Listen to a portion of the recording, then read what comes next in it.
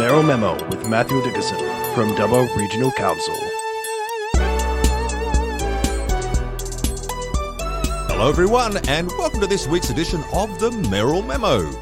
Well folks, is Dubbo going to get its own monopoly board? The big question will be answered here today. What's also happening with Dubbo's involvement in the renewable energy zone? And what can Dubbo Regional Council do to assist the homeless in our community? Hello there, Matt. How are you, buddy? I'm really good. Thanks, Mark. Thanks for coming along again and chatting to me and really making sure we get lots of information out to our community about what's happening on council. That's always our goal, isn't it? You know, we sit here each week, we sit opposite each other in this lovely little room to discuss these big issues. And of course, there are some big issues out there and then a lot of stuff, the fact that the people in our community, I suppose, really appreciate the fact that you take the time as well each week to go through this stuff because there's a lot of good stuff we go through each week, isn't there? Oh, absolutely right. And it's amazing how much stuff happens in an average week of council. Council's obviously very involved in the community and it's not just me. We've got 500 staff, we've got 10 councillors, there are lots of things happening. But if I can give a bit of a glimpse, with your help obviously, to people to let them know what's happening there, and that's one of the things that I certainly talked about when I became mayor was I think communication is really important, making sure I communicate in a variety of ways, and this is just one of those methods of communication. And if people take the time to listen to it, which they do, and they pick up things from it, and I regularly get asked questions about things that we talk about. Media sometimes ask me about things that we talk about. So it's good to see people are listening to it, and I appreciate your time to come along. Mate, look, it's an absolute pleasure. It really is. Now, Matt, I have to get started with this because I must admit, I saw this during the week and I thought, well, that's not a bad idea, to be honest, but let's jump into it. The whole idea of the DNA database to combat littering. Matt, what is going on here, buddy? Well, I will apologise to anyone that got sucked in by this, but I suppose that's the idea, isn't it? When you've got April Fool's Day joke, and I hate calling it April Fool's Day joke because you're not a fool when you fall for one. It's just a bit of fun that you have with it. And I probably a week or so before 1st of April each year, I think, what would be something that might be interesting to discuss in the community and maybe stir up some topic of conversation. Oh, it stirred up some... The ant's nest was well and truly prodded, I suggest. And I had a few different ideas about what I might actually look at, and I won't reveal them because maybe I'll use some in future years. But this one was brought about by some feedback we received from Clean Up Australia Day. So we had lots of great volunteers in our community in Dubbo and Wellington who went out and participated in Clean Up Australia Day, cleaned up lots of rubbish. And both of the groups that I spoke to after that were a bit disappointed about how much rubbish they found. And it's hard for council to do too much about that because, let's face it, we're not out there dropping rubbish. No, that's right. We can clean up rubbish as much as possible, but there's so much work that we'd have to do and the expense of that. Yeah. And really it's one of those things that it'd be just nice if people didn't drop rubbish. I cannot remember ever in my life just dropping a bit of rubbish. Simply for the sake of dropping it. Absolutely. My parents always said when we're in the car, you'd eat something in the car and whatever wrapper that was, you'd keep it in the car until you got somewhere. I'm happy to throw a apple core or a banana skin out the window I'm driving along because I'm figuring that some animal's going to eat there or it's going to decompose. But a McDonald's packet or, all that sort of stuff. I don't get it. I'm fully with you. So I thought, we can't do anything about that. But then I thought, well, maybe we can. Maybe we can. All we have to do is have the DNA of all our residents on a database, and then when we pick up rubbish, Clean Up Australia or our rangers, for example, pick up a bit of rubbish, we do a quick DNA test on that, and then we say, this DNA looks like it's Mark matching. Barnes That's right, it's matching Mark Barnes. So then we come and fine you, and then that might stop you. Now, obviously, there are a few issues here. There's some privacy issues around this. Having all that DNA stored on a database for council, is that really council's job to do that? It could also be a way that if I don't like someone, I go and pick up a paper cup they might have used and then go and throw it on the ground, and next thing you know, they've been fined because their DNA's on that. All sorts of issues with it, but it was just one of those fun things. You know what, mate? I loved it. I was actually thinking of the fact, what a great idea. You had me suck it in, I'm telling you. My wife, however, she was a different story. She said, what, did you can't do this? And I said, well, actually, I like it. Well, I took a photo. I got a little piece of paper and just printed on it DNA collection toolkit and took a photo in front of a bit of rubbish there, and people really thought that was pretty serious that we had this collection toolkit. We're going to send it out to people in your rates notice, that sort of thing. But I normally give a few little hints. For example, it was going to start the collection process on the 1st of April, which was a slight hint. Yes, it was going to take 104 days to be collected, so 104 in terms of the time frame. So that's very cryptic. I never would have got that. Yeah, right. So it's things like that. But one of the questions, there's a slightly more serious question from that, is some people said to me, what'd you waste your time on that for? Go and fix the potholes on the roads. Or a mayor shouldn't be doing that sort of thing. A mayor should be serious all the time. And look, I take that feedback on board, but I still think it's okay. They're the same people who are boohooing Santa Claus right now, I'm telling you. Maybe. But I still think it's okay for an elected representative to have a personality, to have a sense of humour, and sometimes some people might get annoyed. I remember there was one lady who was ropeable with me for a previous April Fool's Day joke I did, which was going to be a tollway on the LH Ford Bridge. I was still waiting for that to happen, by the way. Well, we're going to build a new bridge. Out of the money we get from that, we're going to build a new bridge. And she rang me very angry about this concept of that. And when I explained to her that it was just a little joke for the 1st of April, she was even angrier. What, that she could suck it in? Well, maybe a bit of that, and maybe a bit of the fact that I was wasting everyone's time by going out there with an April Fool's Day joke. Yeah. So, look, I take that feedback on board, but I still think it's okay. And if I had my time over again, I'd still do the same thing again because it is surely a bit of fun. It's meant to be a bit of fun. And let's be a bit lighthearted. Everything doesn't have to be The world is already far too serious. I love the fact you're taking a lighthearted approach. Oh, well done, mate. Thank you. You did get me suck it in, though.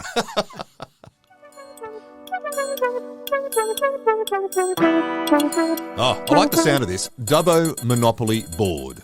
Is this going to be a reality? Because I'm telling you what, I'll be the first one there to buy it if it is. I've already got my family lined up for a Christmas. I think this would be a terrific idea. I've got to put it out there straight away on this one. As soon as I saw this on the board there, I thought, hello, this sounds like a great idea. So is Dubbo going to get its own Monopoly board? Is this potentially an option for Christmas under the Christmas tree this year? Absolutely, definitely, I don't know.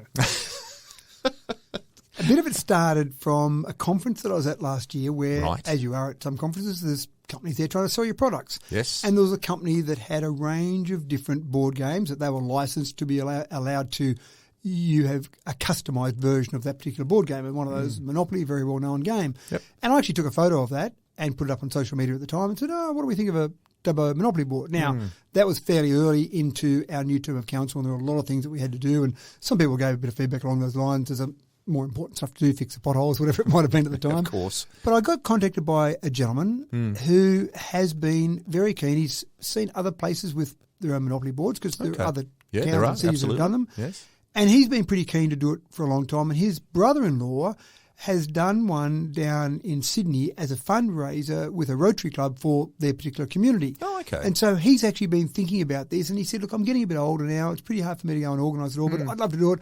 If I can help in some way, shape or form, how about I bring up my brother-in-law to meet you and explain how he went through the process? So this week I had him come along. So a few of them came along, his brother-in-law and his wife and his daughter came along. Oh, so wow. we Quite talked about family it. affair. It was. Yeah. And so this is the big issue, the big question mark.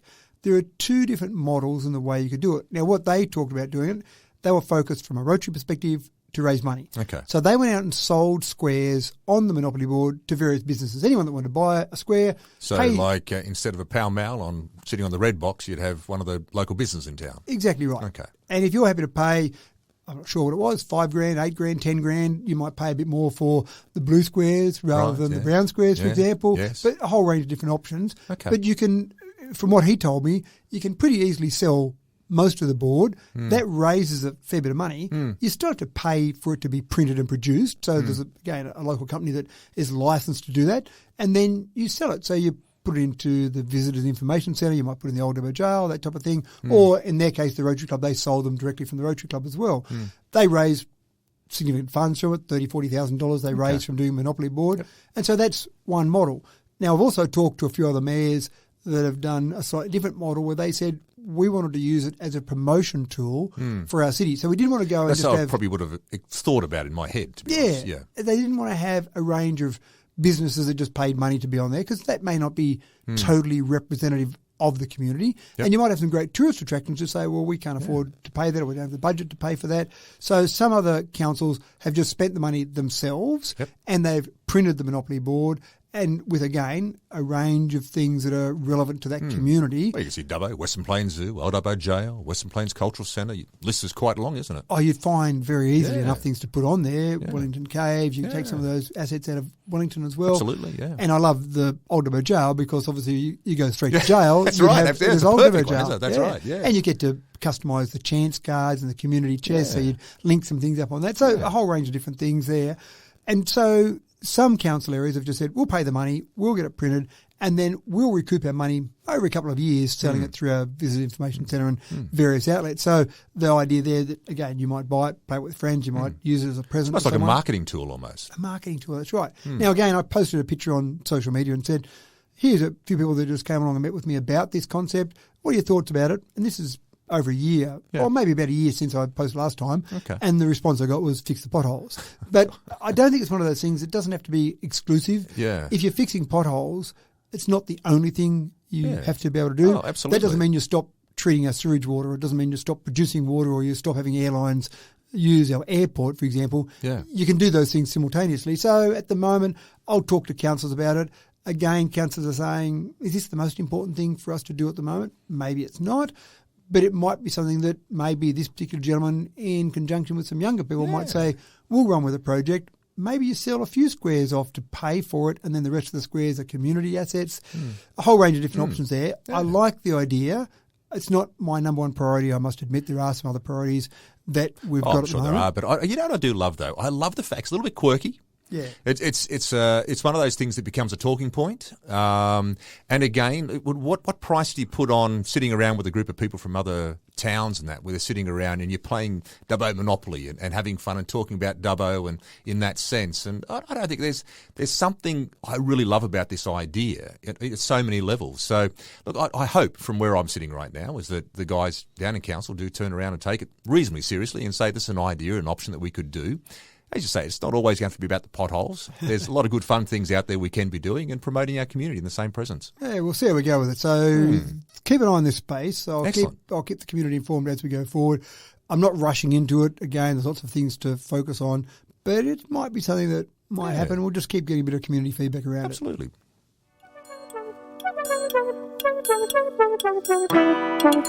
You know, we've talked about getting council involved with the kids, and I do love this idea how looks like the current councillors have decided the fact, and you yourself, Matt, have decided it's a good idea to bring the kids back into the council chambers, to show them how local government works.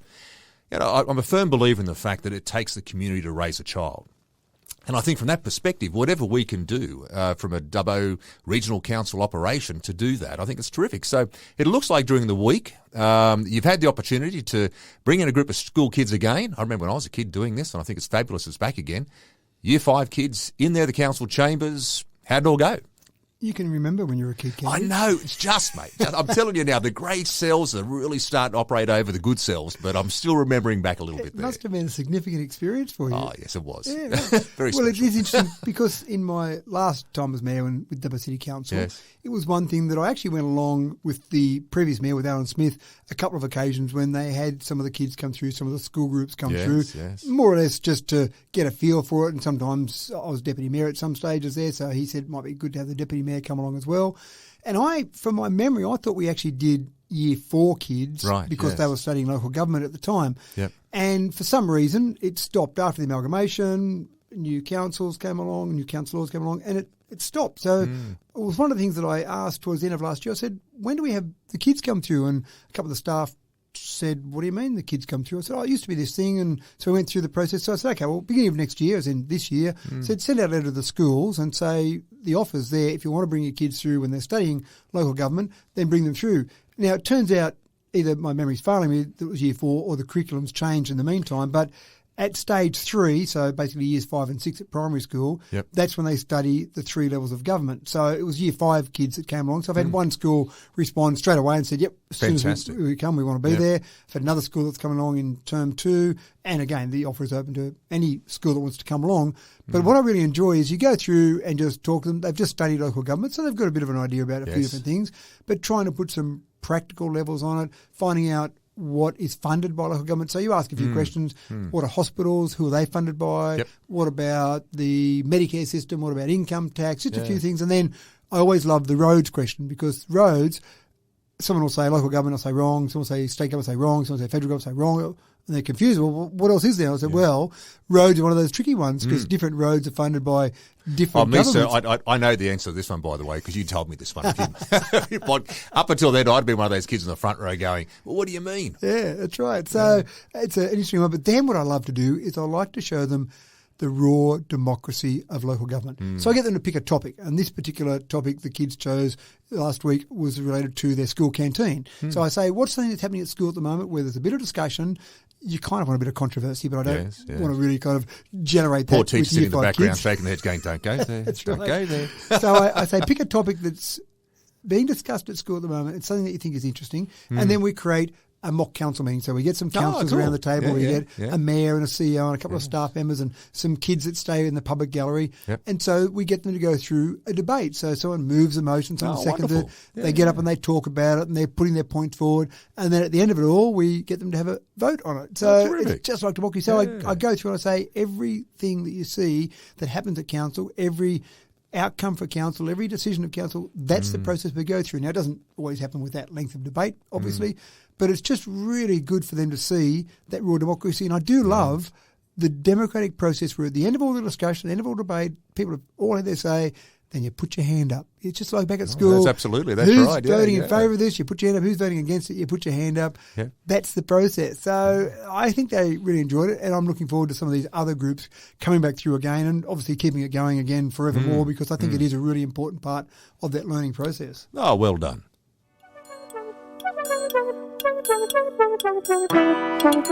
Now, Matt, I was watching there a bit of news during the week, and I saw the fact that 2025, there's another 2 coal plants are going to be shut here in New South Wales.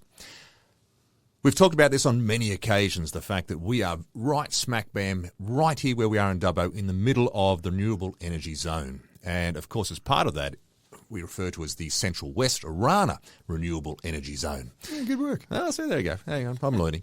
And so within all this sort of space here, we've talked about, of course, what's happening with the wind farms, what's happening with the solar plants, and all of this around this area. So now this group, this area group that you meet regularly with, you met again during the week. So how are all the discussions going right now in regards to this?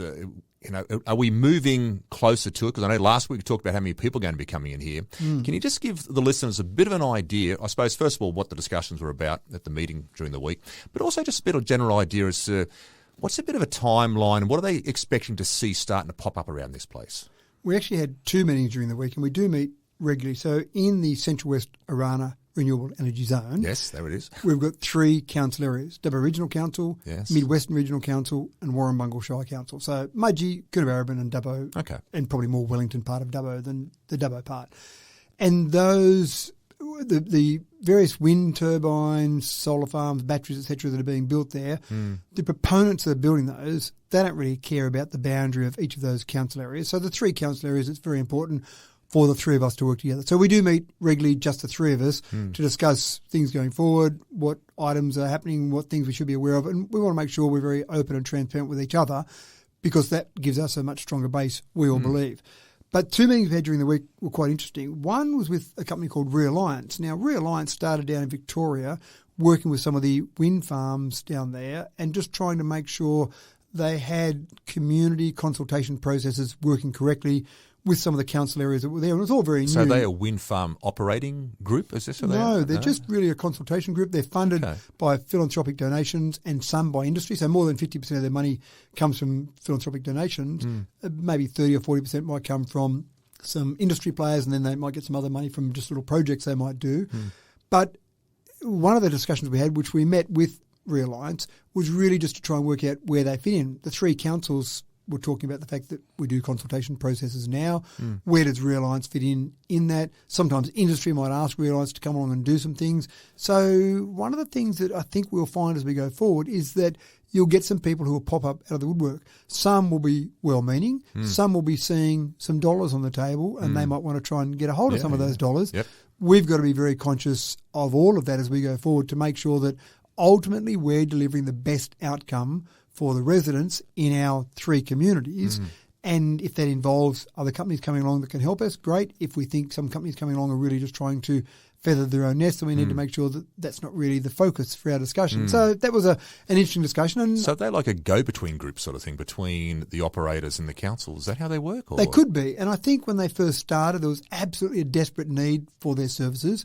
And one of the comments that I did make in that particular video conference was that maybe as time's gone on, those services aren't needed as much and maybe there's other services they could offer now, or maybe they're not relevant anymore. Yeah. I don't know the answer to those things, but the most important thing, in my opinion, is you have those discussions. It didn't cost us much to have a discussion. We talked about things for less than an hour, but we got a bit of a footing and understanding where things are at, and then we'll keep going forward and talking to them. And it may be at some point we say, wow, your services are essential to make it better for everyone, or thanks very much, it's been lovely talking to you, but I don't think we need your services there. Yep. And again, are we paying for them? Are industry paying for them? Where does you need some income to pay your staff, obviously, where does that income come from? So all those things there. But the other meeting we had, and this is a really important part of it, is Energy Co. are building the transmission lines. Okay. So they've got to get... This is the infrastructure, isn't it, really? That's getting the power from here back to effectively the coast where most of the population is. Yep. And so Energy Co. has been tasked with that job by the government. So it's effectively a government business. Right. And that job is to make sure, firstly, that you build the transmission lines. Yeah. Then make sure that the various proponents for the energy producers can tap into those energy lines. So it's no good having a fantastic wind farm, having 99 wind turbines producing a whole range of power. Can't send it anywhere. That's right. And each wind turbine, they're getting bigger and bigger. It used to be 3,000 homes that one wind turbine would power. It's getting more than that now. Some are up to 4,000 or even 5,000 homes. So when you've got a farm which is... That's just one wind turbine. One wind turbine. So when we've already got one farm down in the Bedanga area at the moment that's got about 33, I think it is, wind turbines. Now, they're smaller ones, so they're probably only 3,000 homes each, but, well, there's 100,000 homes. Right. Yeah, we don't have that many around Bedanga, so you've got to get the power out somewhere. And there's another wind farm that's basically had all the approvals, and they're going through doing the roads at the moment to start the construction process. That's 99, let's call it 100 wind turbines there, and they're larger. Yep. So, again, that's a lot of homes. Those homes don't exist out here. So Energy Co. will play an incredibly important part.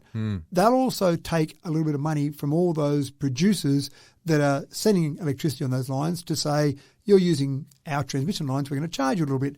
Some of that money eventually gets back down to communities in this area, to the residents, to various groups, obviously via council in that process. So another meeting we had was with Energy Co., which we do meet with regularly again, and the Department of Planning, and just making sure that everyone's on the same page. But the thing is, most people don't realise how quickly some of these things are going to happen. And when you talk about coal mines being shut down in 2025... it's got to happen very fast, I suggest. Much faster than anyone thought, much faster really than the planning probably is in place for. Right. So some of these projects have already got to really get their skates on and get happening pretty quickly. Yeah. Some of the ones that are already there, so there are solar farms there. Lightsource BP's got a 200 megawatt solar farm. They've started a 400 megawatt solar farm construction. There's another 800 megawatt solar farm that they're going to plan or in planning now.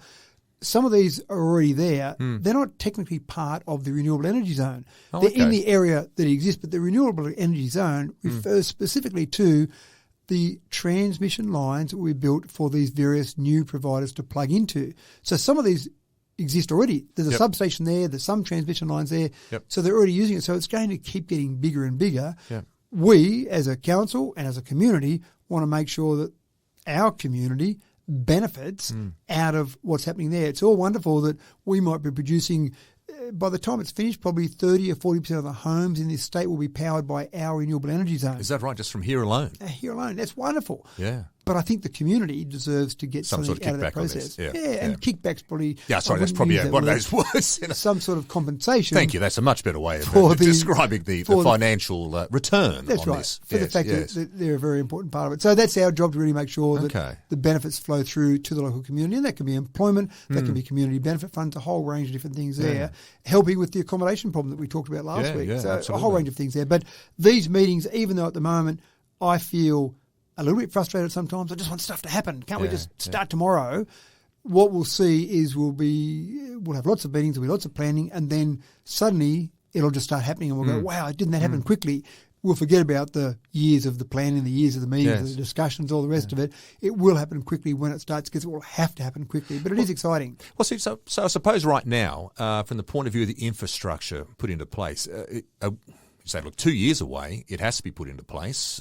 Is it going to be done faster than that from the point of view of putting the power lines in and these type of things and moving through from here to the coast? Is that going to be done within the 2 years? Well, one of the interesting things is I do often ask for timelines. They get a bit frustrated with me in some of these meetings because I say, what's the latest timeline? Where are you going? Yep. And it does seem to change each meeting. Okay. And sometimes it goes forward, sometimes it goes back. So I'm reluctant to say a timeline because it's not our project, Yeah. but certainly Energy Co's got all the information publicly available, and there are some of those proponents that have got their information publicly available, but it'll happen within years, not decades. It has to happen within years, not decades. Remember, there are other renewable energy zones in the state. Okay. The Central West Orana renewable energy zone is not the largest, but it's the most advanced. So this one is further advanced than any other res at the moment, and certainly there'll be things happening in our res much quicker than other ones.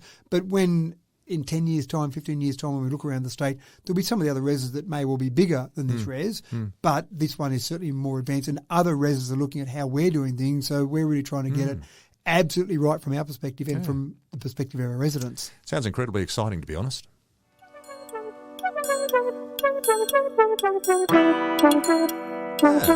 Actually, this is an interesting little one, I suggest, because up until I saw this on our discussion here today, I never sort of thought too much about this, but just always thinking the fact that the library here in town, the Dubbo Regional Library, is a library that it's a resource facility, a hub that sort of sits there and sort of been part of our, tradition, part of our culture, part of what we do here. Over the years, they've gone to the library. And then I thought to myself, when was the last time I actually went to the library? And it was a long time ago, to be frank. And it was probably not necessary to borrow a book, but taking the kids there, and they had, I think, during one of the holiday breaks, and they had some activities going on there. And it was fabulous. It was great. But I suppose in the modern world, is the library still as relevant as it was when I was a kid growing up, when you were a kid, when my own kids were growing up? The world is definitely changing. We're moving online. So I suppose it is a fair question to ask in regards to what is the role of the Dubbo Regional Library today. And it looks as though it's up for review. So are we looking, is it going to be closed, or what's happening? I'll go straight to the question. You're a brave man. I'll throw straight out there. Is this the end of the library? Put it out there, folks. Well, one of the things that's really important in business, in government, in our personal lives is to review what you're doing, to make sure that you don't just keep doing the same old thing you kept doing yesterday because it worked yesterday, so it might as well work tomorrow. Yeah. And libraries are a classic, exactly as you said. I remember my early time on council, we had Macquarie Regional Library. We still have Macquarie Regional Library now. And so the idea of that is it's bigger than just Dubbo. It used, when I first got on council, it incorporated Dubbo, Wellington, Narromine and Coonabarabran, or Warrumbungle Shire Council. Obviously Dubbo and Wellington are one now, but so you've got those three different council areas now. And the idea of that is to try and share some of the services, share the back end, even share some of the book supply. And the big thing back when I first got on council, I sat on this committee, on the Macquarie Regional Library Committee, and the big thing every year was how much money can we get for our books? We need more money for books because we need to be able to have those new books and books turning over. And so it was a big thing. And I remember reading one of the stats in one of those committee meetings, and it talked about the fact that if you borrowed a book from the library and you then didn't borrow something else, didn't use the library services for 2 years, you went into a limbo status. So you didn't stop becoming a member, but if you came back in after that 2-year time frame, you had to be reactivated. Right. And we had on our books at the time over 50% usage by our adult community in Dubbo using our library services. And I went, wow. There's not many facilities at council that's that have huge. over 50% of our residents using it. Wow, what a fantastic So how many years facility. ago was this again? Sorry. We're going back actually, it was a 19-year anniversary this week for when I was first elected to council. I actually, a few off topic here slightly, but there were 6 councillors at the time. Congratulations, by the way. Thank you. It was Peter Bartley, Kim Williams, Bobby Thompson, who died while we were on council, Rod Towney, and Paul Loxley and myself were the 6 new councillors and the 6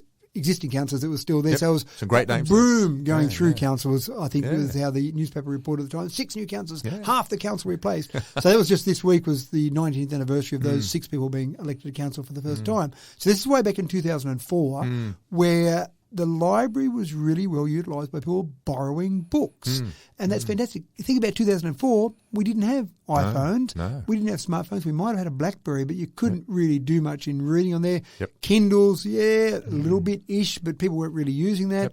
So that was a big part of it. Now, you come to today, fast 19 years later, here we are, and you don't see people going in and borrowing books in the library. So part of this review is the library needed? Do we just shut down the libraries? We've got some valuable real estate there. That sounds like we could use that for something else.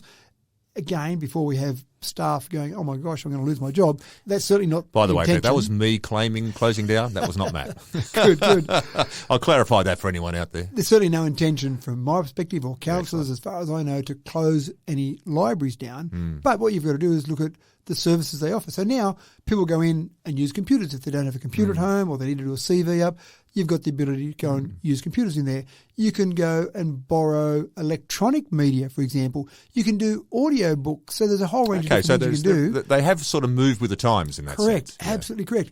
There are functions in there. I remember going to a celebration for the CWA 100th anniversary. That was held at the library. There are author talks, a whole range of things, and meetings at the library as well. And so one of the things from this review, and we haven't seen the review yet, we've just had some interviews with the people doing the review, but one of the things is the library may be better utilised as a meeting space.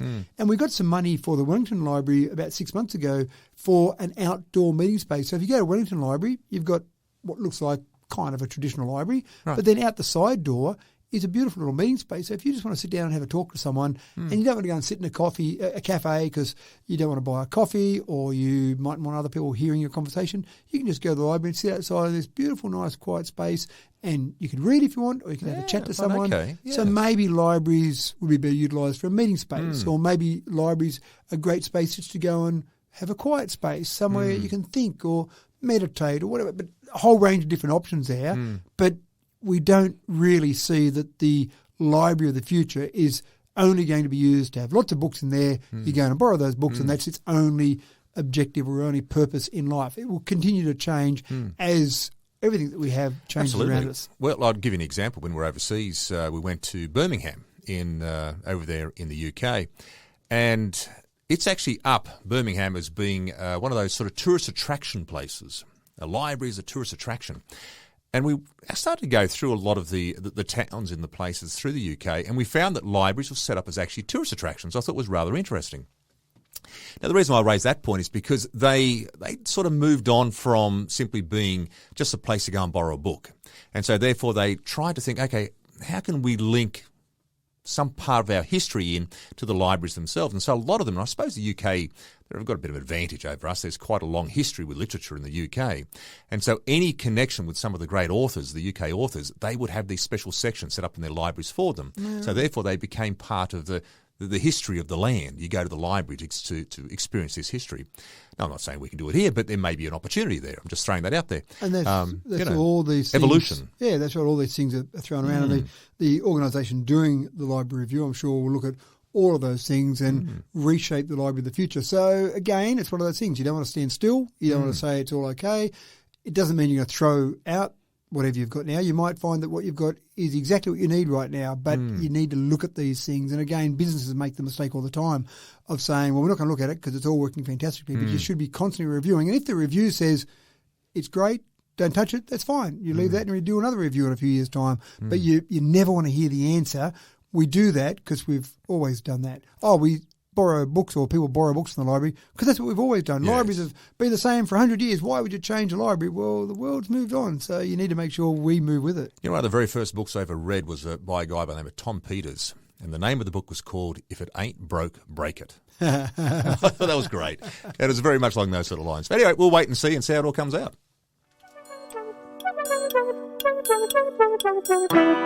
It's a nice little one here, Matt.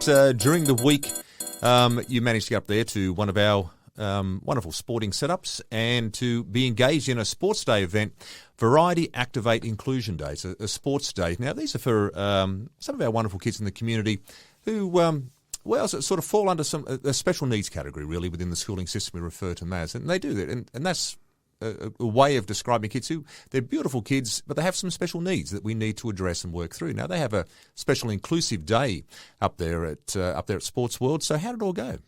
Actually, fantastic. And I agree with you that one of the things that I find whenever I do anything with some kids with some special needs or some different needs, you get pretty uplifted. They're just the most gorgeous kids. Well, they're excited. They get excited to see me, which is not always the case when I walk in a room full of people of any age.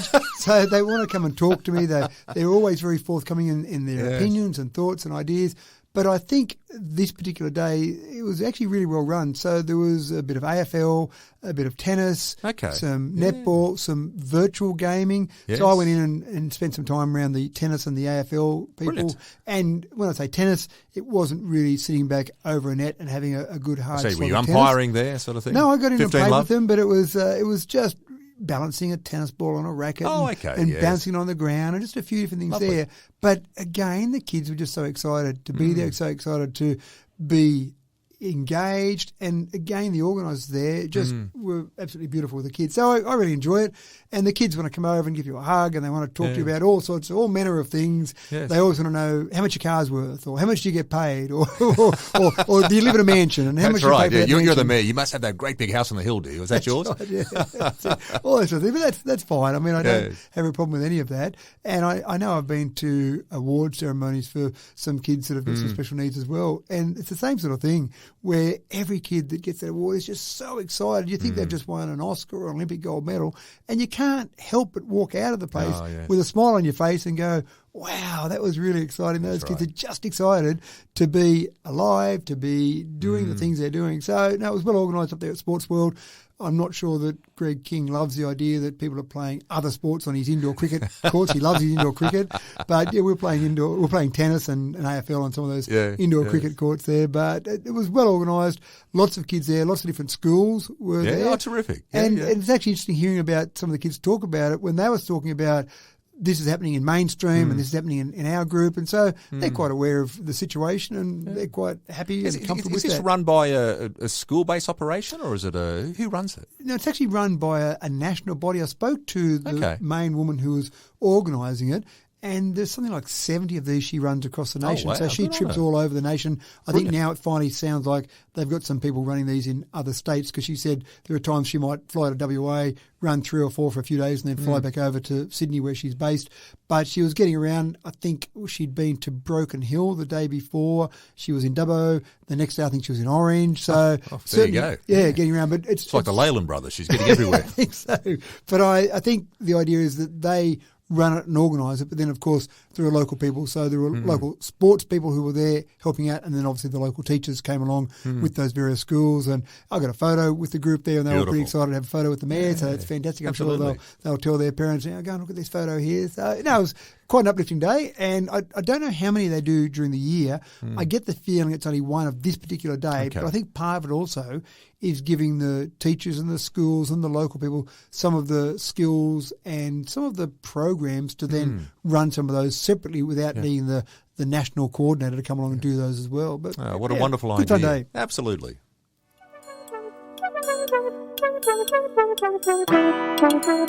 But, again, I must have been watching a lot of news this week and this all sort of correlates up in regards to our next point of discussion.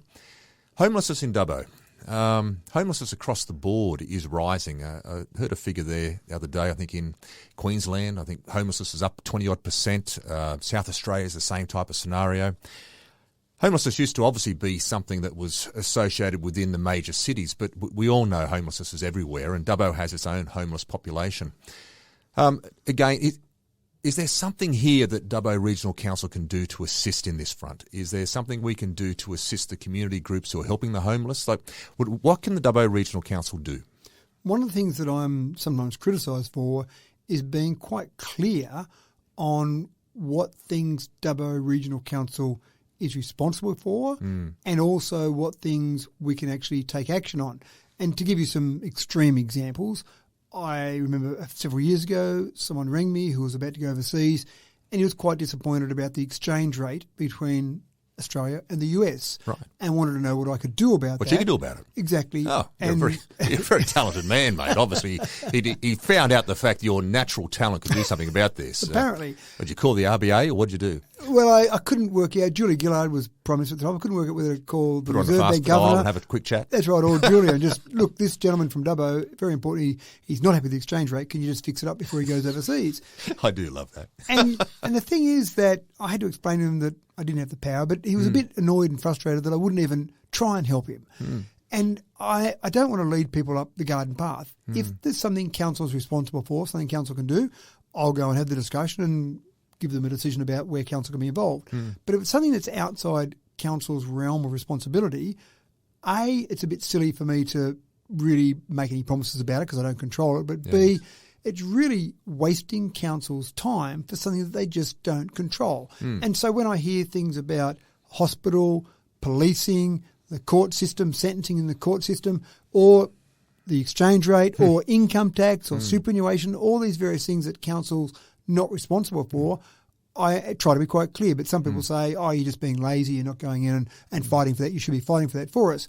But there are some that are slightly grey area. Now, homelessness is one of those where we don't control the Department of Housing. That's a state government body.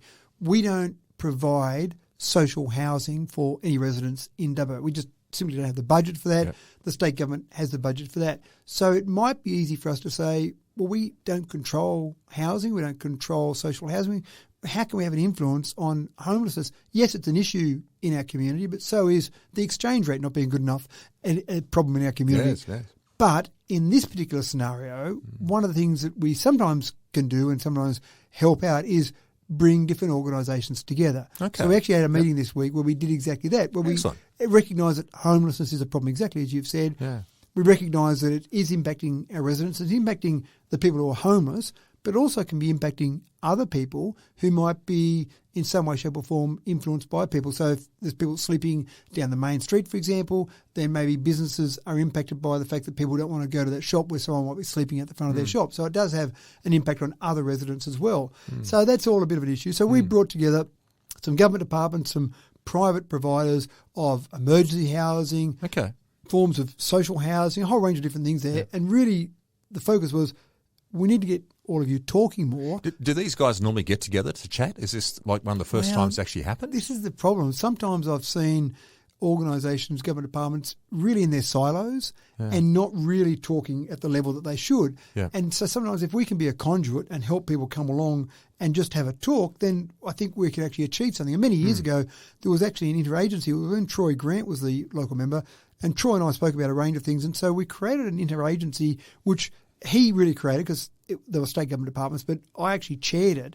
And really the purpose of that was to get these various government departments to talk to each other because they just weren't talking. Right? So my job was really just to sit there and make sure there were discussions It's almost happening. like it's assumed they do, but then you stop and you think, okay, well, where do they do it and when do they do it? The reality is they don't. And it may well be that you're exactly right, that they don't do it even though they might sit 5 metres away from each other, but they may not actually have those discussions. Now, one of the interesting things is that I do see people living rough from time to time. And in fact, one area that I ride my bike regularly around Trackariley, there's a little camp down beside Trackariley there. And I actually said to someone who deals with homeless people there that I'm going to ride past one morning, I'm going to duck in and say hello and just really find out how they ended up in this situation. I'm interested in the background of that. The advice I was given was don't. Don't do it by yourself. Don't do it in that you in your lycra, which maybe doesn't look that attractive to people, but turning up in your lycra, you may not get a good reaction from the people there. So for your own safety, don't. Not saying that they're all rabid animals. Sometimes people just fall on hard times. But one of the things from the meeting that we had during the week was that I did see that some of these people actually do go out in small groups and go out and actually just talk to some of these people they know are homeless, maybe go out and do an inspection early in the morning, 7 a.m. They might go for a walk around, knock on car doors, people sleeping in cars, go down underneath bridges, etc. So I did make the offer that I'd love to go along for a walk with them one morning just to gain. I want to hear some of the stories. I want to know how they ended up in these situations. Absolutely. Are they local people in Dubbo who have found themselves in hard times and now homeless, or have they come from other areas? And I suppose there's a couple of questions here. First of all, do we have any idea as to what our homeless population looks like here in town? Have we got numbers? Have we got demographics or anything like that? Well, one of the numbers that was thrown around in the meeting during the week was 11. And there'd been an inspection done one morning and they found 11 people living very rough, under bridges, in cars, etc. Just 11, I thought it'd be more. Well, and this is the thing, I think it is a lot more than that. They went in some of the popular areas, they went for a walk around some of those popular areas, but there are people sleeping in all range of different places now. And cars, one of the advantages of sleeping in a car is that you can move that car. So you don't have to necessarily park under a bridge. You've got something over your head to protect you from the rain. Not ideal, obviously, but you've got something there so you can move around a bit. So I suspect the number is a lot higher than that. But one of the things I did ask during that particular meeting was, what is the definition of homeless? So if I haven't couch got surfing. That's defined? right. That was exactly what I said. If I haven't got a home to go to, a roof over my head, and I go and sleep on Mark Barnes' couch, am I Which you're always as welcome homeless? to, by the way. Oh, thank you very much. And that goes for all listeners. So am I actually homeless? Yes. Or is that not defined as homeless? Is that maybe another level of not quite having a home, but at least you've got a roof over your head? So there's all these different definitions of that. Yeah. But again, there's no doubt about it. The homeless population is an issue. And there are also some discussions during that meeting about where drugs might fit into these problems as well. And I know I've talked to people previously, not in this last round of homeless discussions we've had, but in previous years, I've gone down and just talked to some of these people with some other people in tow. And you don't, well, some of them you don't get a lot of sense out of. And what it says to me is that either they've got some severe drug issues or they've got some severe mental health issues. Either way, you either want to help them from a mental health perspective or you might want to help them get off drugs, because you and I might have a rational conversation about where you might live and how you might live and how you might afford to do all that. But one of the things that struck me in some of these conversations I've had previously is sometimes they're not rational conversations. So you can't apply your own rational thought process to someone that isn't thinking rationally. And it may well be that some people make the decision to buy drugs, for example, rather than pay rent and then get evicted from where they actually had somewhere to live, but they don't see that maybe buying drugs wasn't the best option because, again, they're not thinking clearly, again, either from a drug problem or a mental health issue problem. So there are these decisions that people make sometimes that aren't rational, sensible decisions. But does that mean we forget about them, or does that mean we need to reach out and help them even further? Yes. And you've got organisations, St Vincent de Paul, for example, were in that meeting, and they do a wonderful job where they sometimes just provide some emergency accommodation. So they talked about one example where a lady turned up, she had several kids in tow, nowhere to live. Now, often there's domestic violence involved in that. They didn't go into the details of that particular one. But St Vincent de Paul said, we just got a motel for them and said, you've got 4 nights there in a motel, you can have a shower, you can have a bed to sleep in. And it was just like this weight had been lifted from this woman's shoulders. And you can imagine having responsibility of kids on top of that. It'd be horrendous. So straight away, but that was only for 4 days. Yes. There need to be longer term solutions there.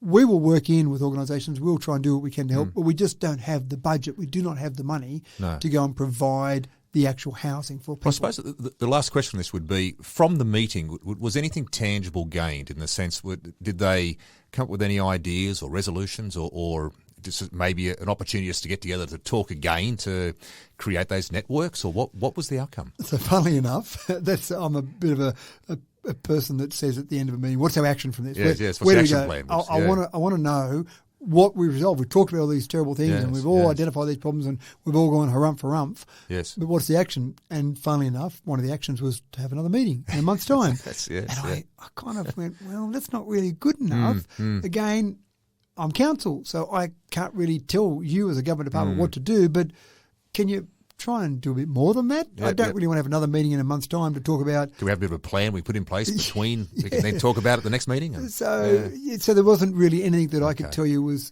categorical, definitive, this is what's going to happen to fix this problem. Gathering some data, I'm a big fan of having the data to be able to make decisions around that data, so gathering some more of that data, which is kind of where I like to see them actually going out and talking to people and finding out some of that information. But at least we've got people thinking about it, we've got government departments looking at it, but at this stage I can't tell you a definitive plan they've got to solve these problems. At least we've got another meeting out of it, I suppose. That's right.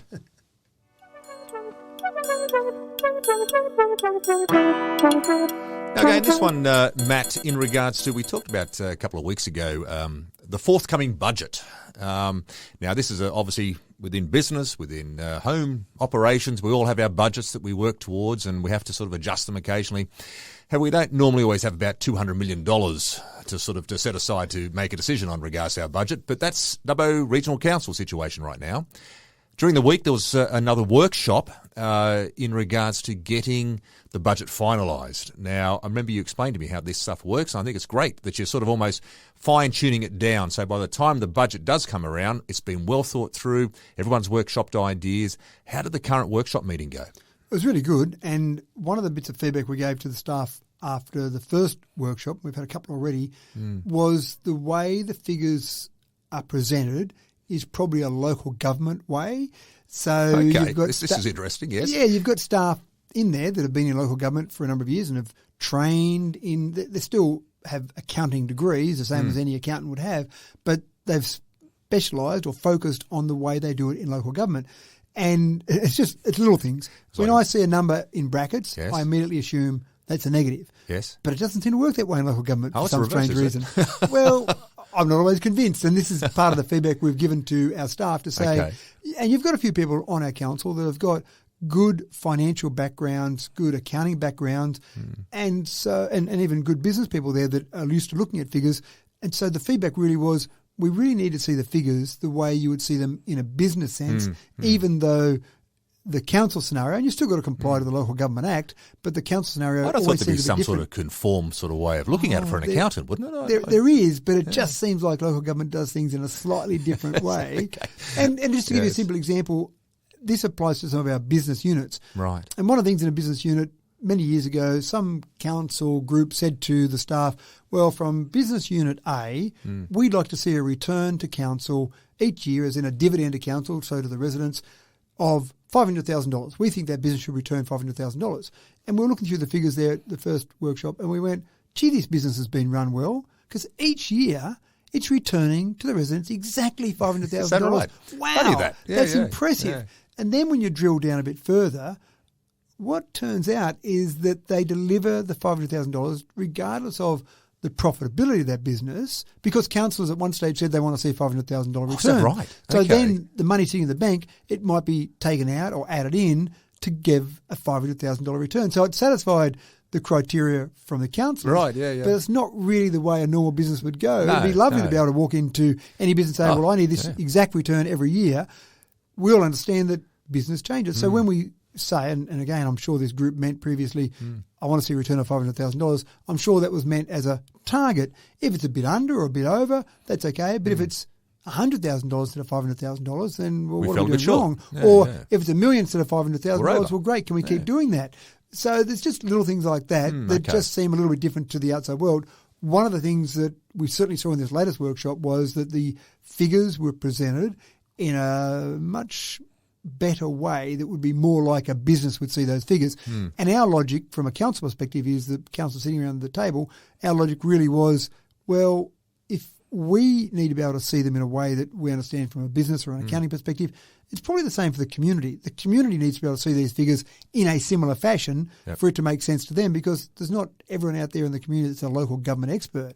So that's certainly getting better, the refinement of those figures, looking at those figures. And then the next workshop, I've got another couple of workshops to go before we get to the 27th of April, which is when the draft budget will go through council and be endorsed to be put on public display. And that's when we hope the community sees that and it makes sense to them in the way they read the figures. And then they can give us feedback that, what are you spending this much money on this for? Spend it over here, or you're not spending enough money on this particular part of council. Great, where do we take it from? We want to be able to make it easy for people to understand and then give us feedback based on that. We don't want to confuse people. No, that's right. And make it hard. And again, our staff aren't deliberately trying to confuse people. Our just staff, the way things have been done, I suppose. That's right. Our staff are doing it in a way that makes sense. If they went to any other council and talked to the accounting department there, it would all make perfect sense to them. But we want it to make sense. So it's a bit of a challenge to our staff to make it make sense to average Joe Blow, average punter, or average councillor for that matter. So are we at the point now where the different departments are putting in their figures? You're talking about the figures there. Are they putting forward now, this is how much we need this year to run our department? It's really still at a very high level at this stage. So we're really talking about top-line figures for different departments, different areas. So it's broad sort of figures still. It's not really specific. That's right. And we've got 2 more workshops to go where we'll start to drill down. And one of them will be a really long workshop, I would imagine. Most of them so far have been only a couple of hours at most. But I'm imagining this will be that one where we really drill down. We really get specific into not quite line by line through a department, through an area, but you're getting down to smaller numbers. At this stage, the numbers we've been talking about have been typically in the millions or tens of millions, but we will drill down and get to the hundreds of thousands, even tens of thousands of dollars to see where that money is best spent. And when it does get out to the point, and we'll talk about it more, I'm sure, when it goes out on public exhibition, but I really do ask the community, have a look at it, pour over the figures as much as you possibly can, but when you say you need to spend more money on X, make sure you say and take it from Y, because we can't make money magically appear. Solution-based outcomes, isn't it? Exactly right. Yes. Because, sure, that'd be great. spend more money on everything. That's great, but you can't do that because then you start to run at a negative or a highly negative budget. And we've seen previous councils do that where they have run continually at negative, which is great for a couple of years. But you can't do that forever. You do get to the bottom of the cash pile eventually at some stage, and we don't want to do that. We don't want to leave council in a worse financial position for the next group of councils that come along. We want to put in a better financial position, but we need to balance all those figures. Sounds good.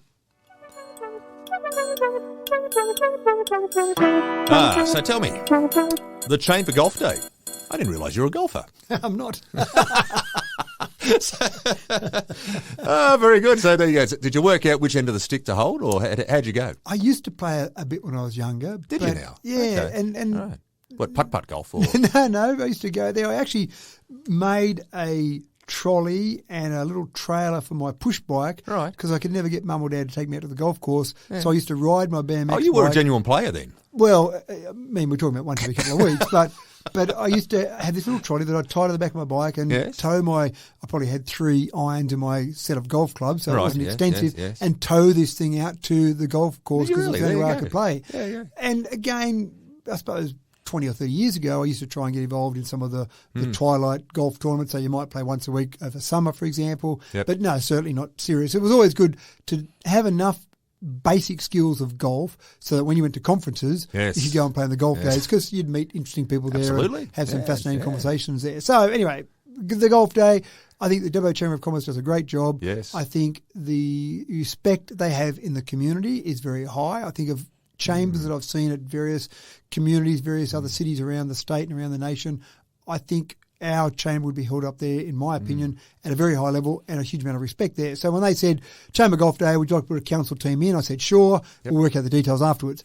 So our esteemed representatives were myself and Councillor Damien Mahon and Councillor Shibley Shoutery. Yes. So we represented council, if you can call it that. Yeah, that's an interesting threesome there of multi-talented sports people, I suggest. We wanted Councillor Matt Wright to be on our team as well, but he had a team for his own business. He was probably playing in the America's Cup or something, wasn't he? Maybe, something like that. But we went along, and golf was a great time to spoil a good walk, potentially. Yes. But no, it's a good chance just to talk, and I do enjoy that part of golf where you're just going and talking to other people. It's good to talk to other councillors.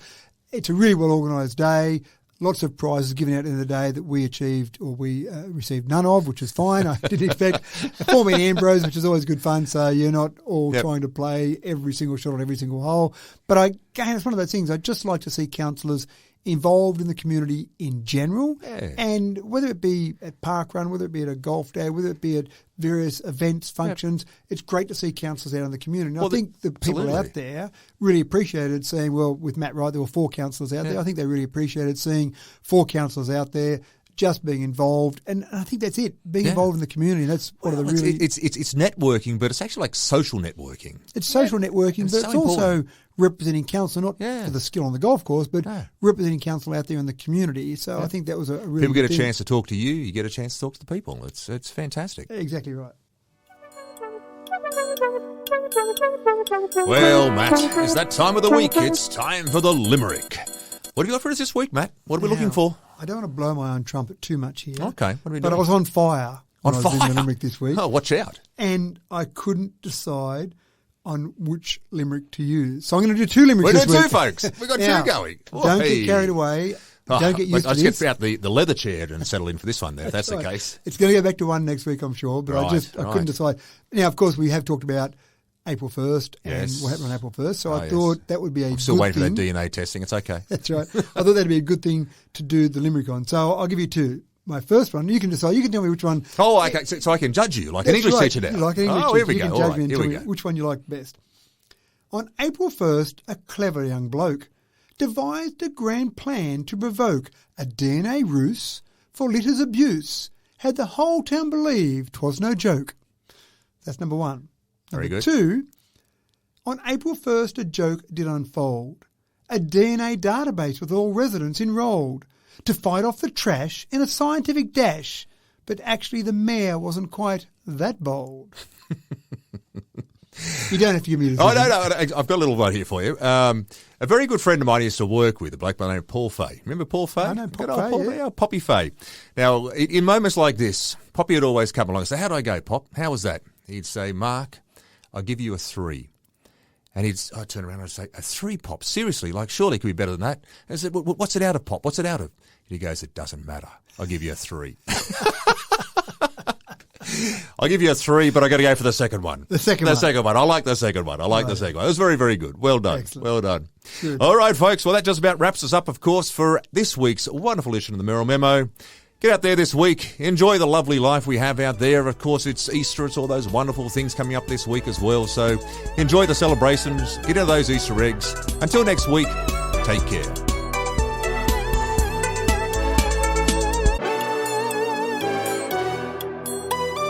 Merrill Memo with Matthew Dickinson from Dubbo Regional Council.